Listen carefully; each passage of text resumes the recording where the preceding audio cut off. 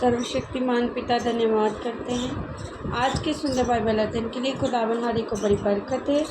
आशीष कर पिता यीशु नाम से मांगते हैं, आमीन। हम पढ़ेंगे 11 अध्याय न्यायों की किताब। यिप्तह नामक गिलादी बड़ा शूरवीर था और वह वेश्या का बेटा था। और गिलाद से यिप्तह उत्पन्न हुआ और गिलाद की स्त्री के भी बेटे उत्पन्न हुए। और जब वे बड़े हो गए तब यिप्तह को ये कहकर निकाल दिया, तू तो पराई स्त्री का बेटा है, इस कारण हमारे पिता के घराने में तेरा कोई भाग ना पाएगा। और तब यिप्तह अपने भाइयों के पास से भागकर तोब देश में रहने लगा। और यिप्तह के पास लुच्चे मनुष्य इकट्ठे हो गए और उसके संग फिरने लगे। कुछ दिनों के बाद अम्मोनी इस्राएल से लड़ने लगे। और जब अम्मोनी इस्राएल से लड़ते थे तब गिलाद के वृद्ध लोग यिप्तह को तीब देश में ले जाने को गए और यिप्तह से कहा, चलकर हमारा प्रधान हो जा कि हम अम्मोनियों से लड़ सकें। यिप्तह ने गिलाद के वृद्ध लोगों से कहा, क्या तुमने मुझसे बैर करके मेरे और पिता के घर से निकाल ना दिया था? फिर अब संकट में पड़कर मेरे पास क्यों आए हो? गिलाद के वृद्ध लोगों ने यिप्तह से कहा, इस कारण अब हम तेरी ओर फिरे हैं कि तू हमारे संग चलकर अम्मोनियों से लड़े। तब तू हमारी ओर से गिलाद के सब निवासियों का प्रधान ठहरेगा। यिप्तह ने गिलाद के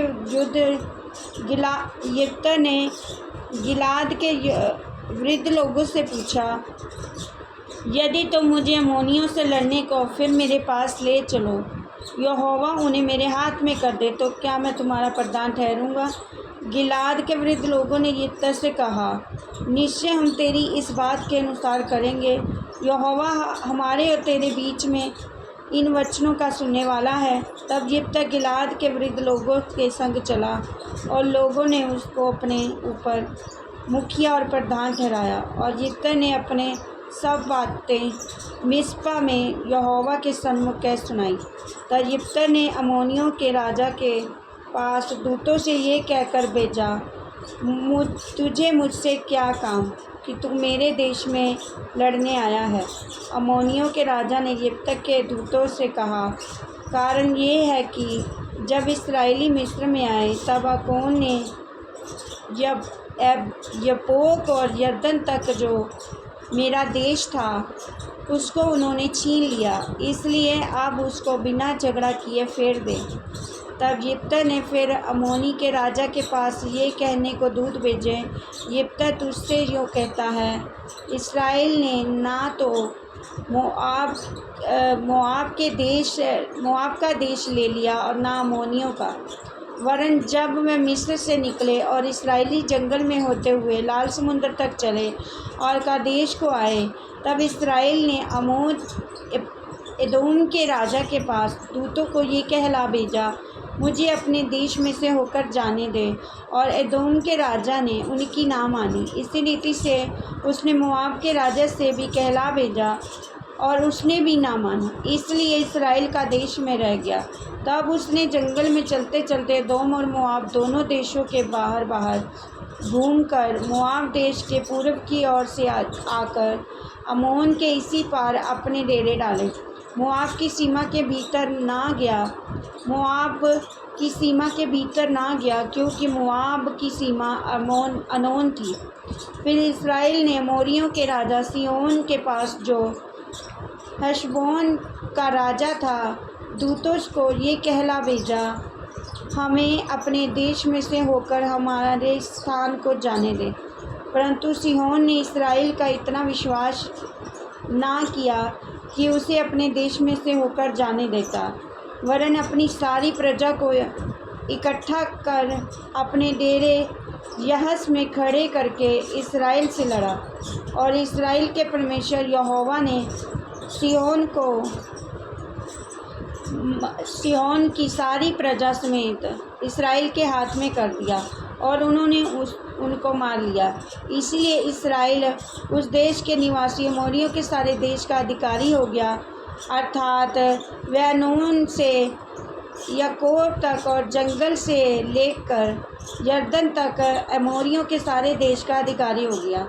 इसलिए अब इस्राएल के परमेश्वर यहोवा ने अपनी सारी प्रजा के सामने अमोरियों को उनके देश में निकाल लिया। और फिर क्या तू उनका अधिकारी होने पाएगा? क्या तू उसका अधिकारी ना होगा जिसका